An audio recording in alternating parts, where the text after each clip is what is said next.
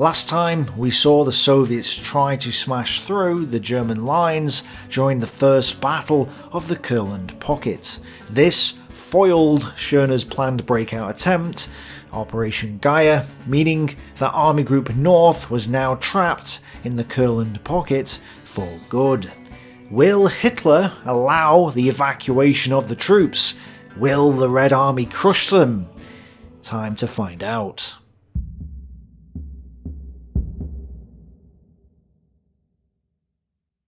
So desperate was the German manpower situation in Courland that Luftwaffe 1 had to provide 5,643 officers and men to Army Group North between the 25th of July and the 23rd of September.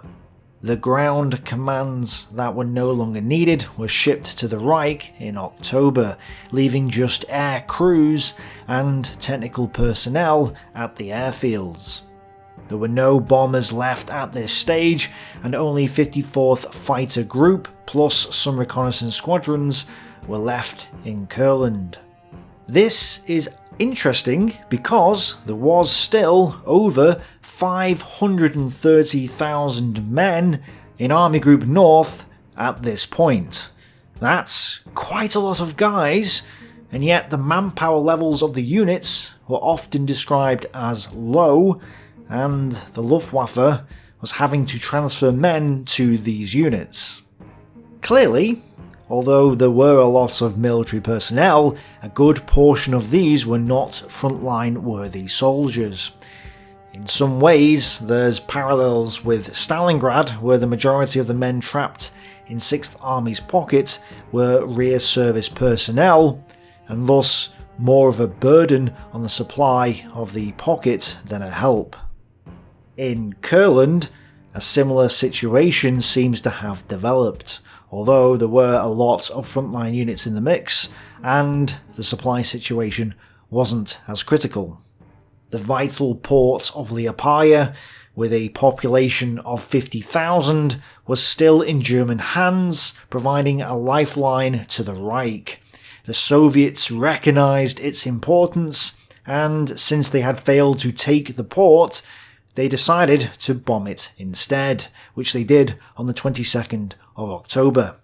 They sank 4 ships and destroyed many buildings in Liepaja, and there was little that the Luftwaffe could do to stop them. And, just like at Stalingrad, the Führer's attention was drawn elsewhere. On the 21st of October, Hitler received word that Aachen had fallen to the Western Allies, the first German city in the war to fall. He also received a report saying that in another day, Gumbinnen might be lost to the Red Army as well. So his focus was now on these events and the defence of the Reich. This is perhaps why he ordered Army Group North to go over to the defensive in Courland. The Führer has ordered that Courland be held and that we transition to the defence in our present positions. Our mission is not to give up 1 foot of ground, to tie up 150 opposing enemy formations, to batter them wherever we have the opportunity, and thereby facilitate the defence of the homeland. Historians have interpreted this in different ways. Some have stated quite clearly that Hitler outright refused to evacuate Courland, or that the German generals couldn't convince him to evacuate Army Group North, and have debated the reasons why Hitler may have wanted them to stay in Courland. At this stage, it seems that Hitler's attention was drawn to the main defence of the Reich, as armies were driving on German soil for the first time in the west and the east, and this was a recent development which might explain, at least for a time, why the evacuation of Courland wasn't a priority. We've already mentioned the counterattack potential of Courland, but there were even more reasons to stay in Courland as well. Like Finland, who left the war once Germany lost control of the situation in the Baltics, an argument could be made that if the Axis lost control of Courland, they would lose control of the Baltic Sea, which may endanger Sweden's neutrality. Sweden may be persuaded to cease shipments of her strategically vital iron ore, which would cripple the German economy even more so than it already was at this critical stage. This is also related to the Kriegsmarine and U-boat training bases. By this point, much of the German surface fleet was located in the Baltic, and the new super U-boat training bases were located in Courland too. This was because naval bases in Germany were under attack by Allied bombers, so it made sense to move them further east. Holding onto Courland's ports would give Admiral Dönitz a chance to develop his new class of U-boats, the Type 21 and the Type 23. These super weapons, the first true submarines in existence, since they could fully submerge due to their new snorkels of Dutch origin, would turn the tide in the Atlantic. This, in turn, would cause the Western Allies to sue for peace, allowing Germany to focus all its effort in the east. At least that is what Dönitz and Hitler hoped. Also, Army Group North was tying down large numbers of Soviet troops in a successful defensive operation, so at the very least, there was no rush to evacuate Courland at this time. Hold your present positions, learn how to commit replacements in combat, and shoot down aircraft. Your mission, in a nutshell, tie up forces. The OKH had also ordered the Army Group on the 22nd of October to continue the defence of Saaremaa. This means that, while Guderian may have been advocating for a withdrawal of Army Group North, he was also issuing orders for them to keep fighting for the time being. But again, only for the time being. The question is, would the situation change? Would there come a time where Army Group North could, and should, be evacuated to the Reich? On the 23rd of October, the Soviets attacked on Saaremaa again. The Germans were holding the Leo blocking position, and Vice Admiral Thiel's 2nd Naval Combat Group fired upon the Soviet units to help halt the attack. Luckily, the newly transferred 12th Luftwaffe Field Division arrived just in time to help throw back the attack. Resistance was stubborn but costly. In one of the largest ground support actions of the war, the German Navy suffered more than 2,000 casualties. At the main line, with Liepaja under threat, 18th Army launched a limited attack on the 24th of October. 10th Army Corps, with the 31st Infantry and 563rd Volksgrenadier Divisions and 14th Panzer Division, advanced 3 kilometers into the Soviet lines in the Veen-Oder area. After 2 days, this attack came to a halt on the 26th of October. However, the limited success of this operation had revealed to the Germans that the Soviet lines had been reinforced and that 1st Baltic Front was preparing to launch an offensive of its own.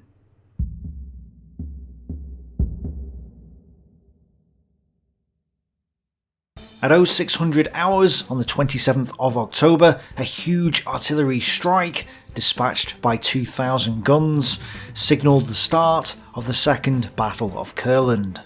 For an hour and a half, German positions were battered, and Soviet bombers hit Liepaja and Ausa.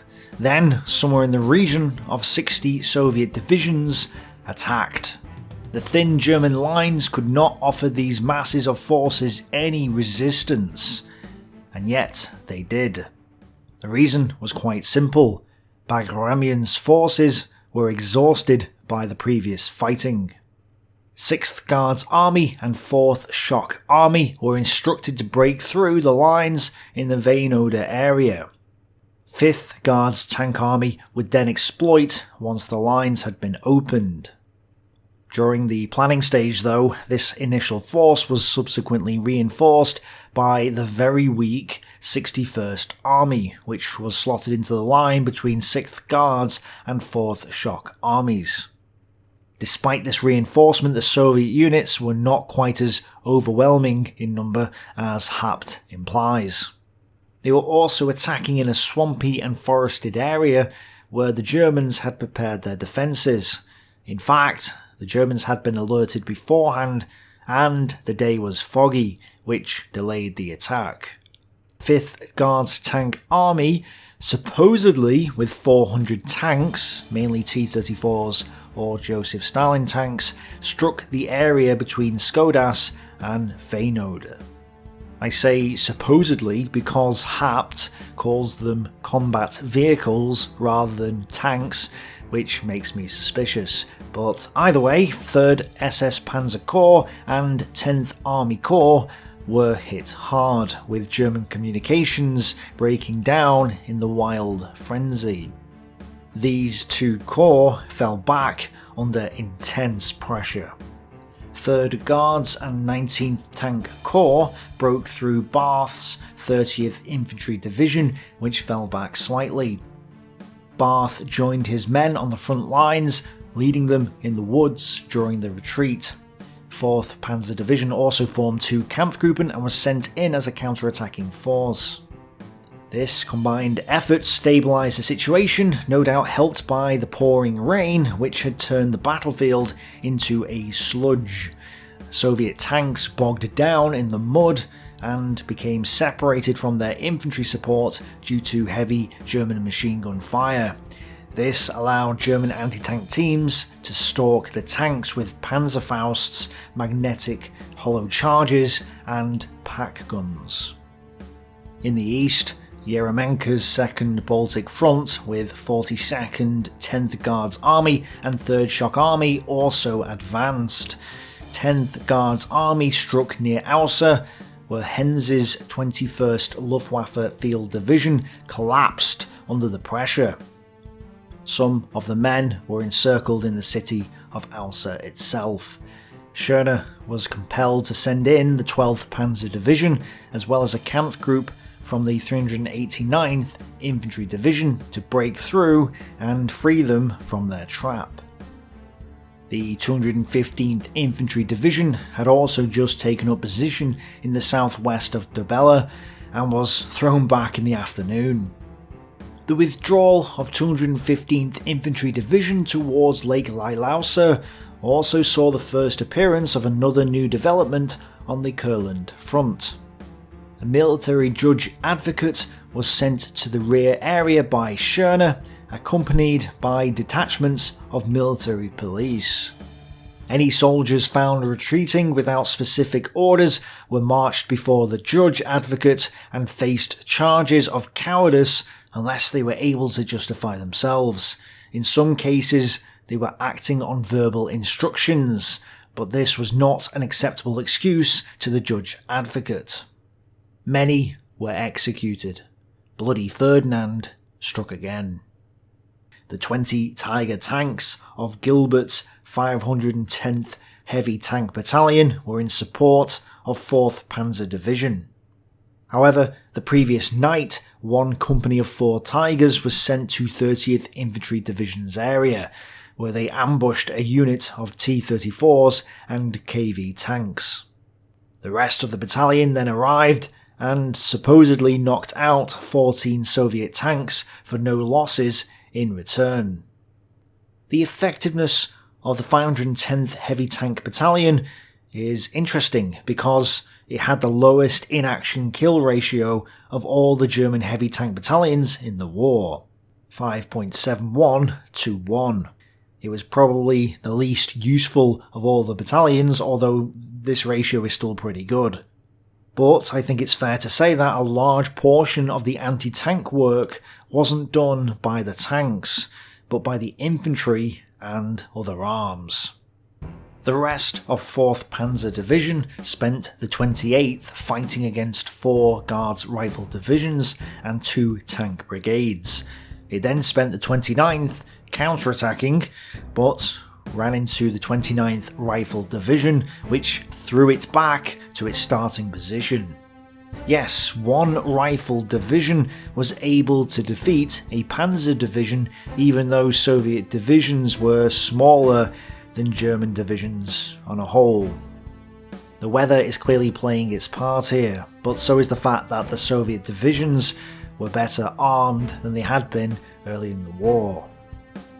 Anyway, once 4th Panzer Division had fallen back, it was hit by the 51st Guards Division, and barely held on until it was reinforced by 121st Infantry Division. Many like to say how great the German defenders were in Courland, but this incident just shows that neither side could really attack in this terrain which heavily favoured the defenders. Elsewhere, Soviet artillery, mortars and bombs continued to rain down. The focus of the Soviet attacks once again was the area between Prikule and Skodas, where the Soviets battered their heads against the German positions. 30th and 31st Infantry Divisions, the Nordland Division, and the 4th and 14th Panzer Divisions were all engaged in fierce combat in this area. 31st Infantry Division was also encircled and had to be rescued by 14th Panzer and the Nordland Division. The fighting was so intense during that period that even the Red Army's unfailing supply of replacements seemed to run dry. Well, clearly they didn't have an unfailing supply of replacements then, did they, Kurowski? As the battle was going on, Army Detachment Grasser became Army Detachment Kleffel. It's not clear why Kleffel took over the army, or whether it had anything to do with the fact that Alsa fell this day as well. Contact between the divisions was broken, the regiments were separated from each other, the companies were separated from their battalions. The desperate attempts to re-establish contact during the night met with no success. On Saaremaa, on the 29th of October, the Soviets tried to break through the Leo position in 5 places.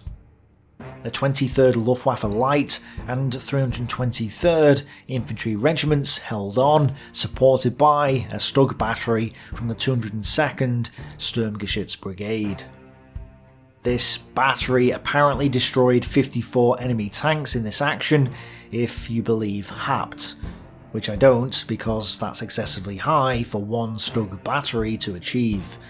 But either way, the line on Saaremaa held. The battle continued for the next few days. By the afternoon of the 1st of November 1944, Herzog's 38th Army Corps had been forced back to the Brunhilde positions. But 83rd and 329th Infantry Divisions and the 21st Luftwaffe Division managed to stop the Soviets there. The Soviets were hampered by rain and mud, which assisted the Germans in their defences. However, the cost of this defence had been high.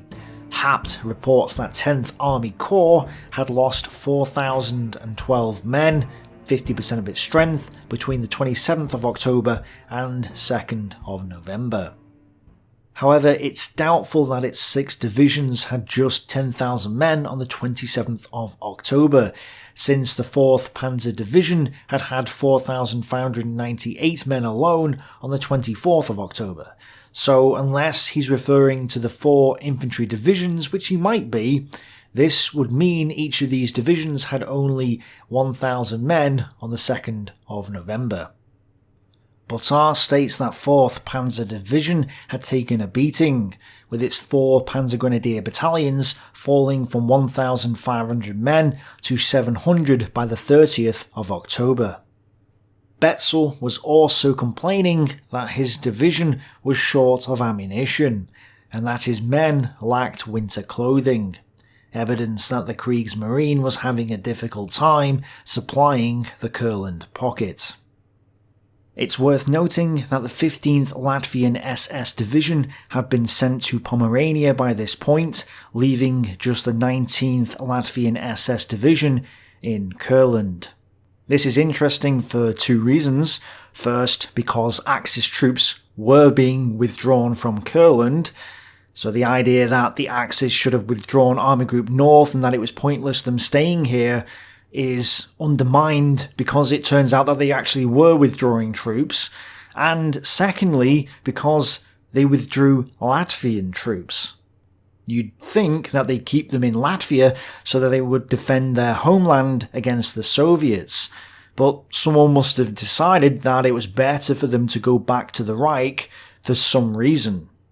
There is evidence of Latvian soldiers deserting the Axis in Courland, so that could be part of the reason for withdrawing them. The Latvians of 19th SS Waffen Grenadier Division were ordered to launch an attack on their western flank to improve the front line, but discovered at first hand the perils of using penal battalions.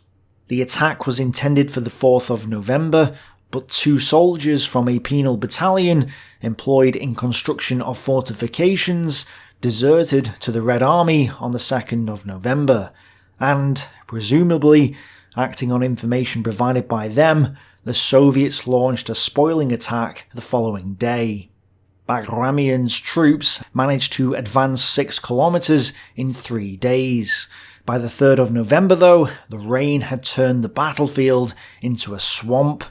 It was almost impossible to attack, and those that attempted to move their vehicles or heavy weapons often ended up sinking in the mud. So, the Soviets called off their offensive for the time being. The Second Battle of Courland wasn't over though, it was just paused for some time. Both Kurowski and Hapt state that between the 1st and 31st of October, Army Group North reported destroying 1,143 Soviet tanks, over 600 of which were taken out in 18th Army's area alone. In exchange for this amazing loss of enemy tanks, the Germans lost 44,000 men and officers between the 1st of October and the 7th of November. Of these, 25,000 were lost in October, and the remaining 19,000 after the 1st of November. What's interesting is that the losses on the Soviet side seem a lot less than expected, considering that they were meant to have been sending in waves of troops. Just 4,400 dead, 1,000 prisoners, 23 guns, 82 anti-tank guns, and 303 machine guns. So, yeah, the Soviets lost more tanks than infantry taken prisoner. In return for the 44,000 men lost since the 1st of October, Army Group North received just 23,000 replacements. But this makes sense because they were supposed to be retreating. During the lull, Army Detachment Kleffel embarked at Liepaja and Ventspils and was shipped to Danzig and Gottenhafen. The rest of the army group was reorganised. 207th and 285th Security Divisions were disbanded and their regiments sent to the front. The remnants of the 23rd Infantry Division were given to the 218th Infantry Division. The 21st Luftwaffe Field Division no longer existed because its staff was all that remained of it. This would formally be disbanded in a few days' time. And the 4th, 12th and 14th Panzer Divisions were pulled from the front line in order to form a mobile reserve for the army group. According to Hapt, 10% of all officers and men were removed from the staffs of various units and sent to the front. Clearly, despite the numerous soldiers in Courland at this point, there were too many behind the lines and not enough at the front.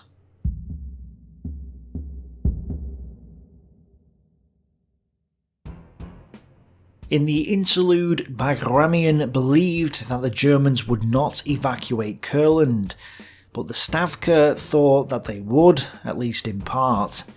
This would free troops to go to the Reich and cause trouble there. So Bagramian and Eremenko were ordered to keep up the pressure on the Germans in Courland. However, there had been a shift in policy. 61st, 2nd Guards, 5th Guards Tank and 3rd Shock Armies were all withdrawn from their positions around the Courland Pocket and sent elsewhere. The Soviets no longer wanted to crush the Germans in Courland, but still wanted to prevent them from retreating all their forces from it. If they could keep some troops bottled up here, then that was less troops defending the Reich and Berlin, their main prize. Still, the fighting was fierce. On the 18th of November, heavy Soviet artillery fire and airstrikes hit the German positions on Saaremaa. Then, the 109th Rifle Corps, 109th and 131st Rifle Divisions attacked the German front, which was manned by only 4 battalions. 1st and 2nd Battalions of the 67th Infantry Regiment, the 23rd Fusilier Battalion, and the 1st Battalion of the 397th Infantry Regiment. Behind the 1st Soviet wave came the 64th Guards and 249th Rifle Divisions, supported by the 27th and 47th Tank Regiments. Clearly, the Germans were outnumbered and in trouble. The Soviets broke through the Leo defence line in 3 locations. 23rd Infantry Division sent in its reserves, 1st Battalion of the 239th Infantry Regiment, 531st Naval Artillery Battalion, and 23rd and 141st Pioneer Battalions all counterattacked. They managed to penetrate 5 kilometers into the Soviet lines, but failed to stop the Soviet attacks as the light faded. On the 19th, Thiel's Naval Combat Group assisted the defenders by shelling Red Army forces. The Soviets launched air attacks in retaliation, damaging 4 ships in the group. They also continued their attack, concentrating on the right flank of the German line. There, 386th Infantry Regiment was pushed back and was in danger of being encircled. 23rd Infantry Division's reserves were sent in to attempt to stabilise the situation, but it looked hopeless. Schirmer realised that he couldn't hold on any longer. Meanwhile, on the mainland, the Soviets had also regrouped by the 19th of November. At 10:30 hours, their artillery and Katyushas blasted the area around the seam between the German 16th and 18th armies. The men of 31st, 32nd, 121st and 263rd Infantry Divisions hunkered down under the fire. Then, at 11:30 hours, the Soviet assaults began. An intense artillery barrage began on the 19th of November, pounding the entire sector between Saldus and Prikule. Hundreds of tanks rolled forwards, forcing the Germans back 10 kilometers. Red Army infantry pressed through the woods despite appalling casualties. A gap was torn in the line by the successful Soviet strikes. 54th and 11th Guards Rifle Corps battered their way forwards, and 30th and 32nd Infantry Divisions were separated, their troops falling back. Bloodied and exhausted, the German soldiers worked their way through icy water and swampy marshes. 14th Panzer Division was thrown in to plug the gap, which they did so over the next couple of days. Split up into different pieces and attached to various divisions and units, Munzel's men were stretched thin. The commitment and recommitment of 14th Panzer to wherever it looked like the Soviets would break through was perhaps why it was given the nickname the Courland Fire Brigade. 4th Shock Army also attacked, penetrating the 83rd, 132nd and 225th Infantry Divisions in the centre. 2nd Army Corps was in trouble, but 4th Panzer Division was sent in to rescue the situation. And on the 21st, 2nd Army Corps was hit by another 35,000 shells, before the Soviets went in again. The Red Army advanced 2 kilometers into the German front despite the rain, which made it hard for the Germans to resupply their own men in the foxholes, let alone the advancing Soviet forces. By this point, everything had turned to mud. Still, 6th Guards armies tried again to reach Liepaja. Both sides bloodied each other and took heavy losses. Haupt explains that 10th Army Corps was now just one combat group in strength, and that 14th Panzer Division's Armoured Personnel Carrier Battalion was down to just 40 men. This is perhaps why the 263rd Infantry Division was committed to 14th Panzer Division's area between the 30th and 32nd Infantry Divisions. The good news was that 14th Panzer's old commander, Unrein, who had been sent home to the Reich due to being ill, returned to his unit and took charge. This gave the unit an experienced commander, who instantly complained to those above about the fact that 14th Panzer Division was split up amongst various units, hurting its potential. Fighting continued for a few more days. On the 23rd, a heavy 1-hour bombardment signalled the start of yet another Soviet attack. Red Army tanks and infantry smashed through the German front northeast of Prikule. The Germans were forced back a few kilometres, but after desperate skirmishes in the woods, with Panthers and Stugs assisting the infantry, they were able once again to plug the gap. On Saaremaa, Soviet artillery also pounded the Germans. 4 Red Army divisions attacked, supported by tanks. After a few hours, 64th Guards Division had broken through the centre of the line. On the east of the line, the 435th Infantry Regiment's 1st Battalion was thrown back. Schirmer now asked permission to evacuate the island, and Schörner, Bloody Ferdinand, agreed. The 23rd Infantry Division withdraws to the narrow bridgehead north of Zerl. During the coming night, all is withdrawn that is not needed to conduct battle. The remainder will be collected on the following night. The Germans on the island didn't think they could withdraw the troops over 2 nights, so when this was pointed out to Schörner, a new order came through. Evacuate Schwabe tonight in 1 trip. That evening, they began to withdraw from Zerl. A camped group, commanded by Reuter, screened the withdrawal to allow the troops to embark on the ships. The majority of the troops were loaded by 0540 hours on the 24th, and the last ship left at 0615 hours. The Baltic Islands were in Russian hands, said Captain Bleeding Obvious. The Germans withdrew with their tails between their legs from Saaremaa to Ventspils. 4,696 men and some other equipment made it back. While the Germans didn't leave any wounded behind, they did leave a lot of weapons and vehicles, including a captured T-34 and 1,403 horses. By the 25th of November, the Second Battle of Courland was also over. The terrain once again turned into a swamp. The Red Army had been stopped after only a few kilometres of ground. For the Germans though, the state of their divisions weren't great. 32nd Infantry Division's 2 infantry regiments were down to just 225 men. Not each, that's how many men were left on its front line. 10th Army Corps, which wasn't even in the thick of the fighting, had also lost 1,413 men.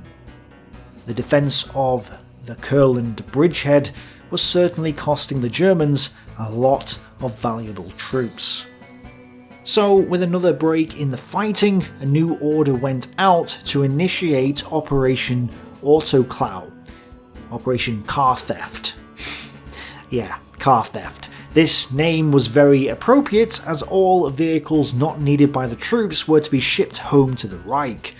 4 steamers left Liepaja for Danzig with 91 heavy trucks, 70 light trucks and 39 motorcycles. On a similar note, 23rd Infantry Division was so exhausted by the fighting on Saaremaa that it was decided to send them on to Germany as well to regenerate their strength. Again, more evidence that the Germans were evacuating Courland.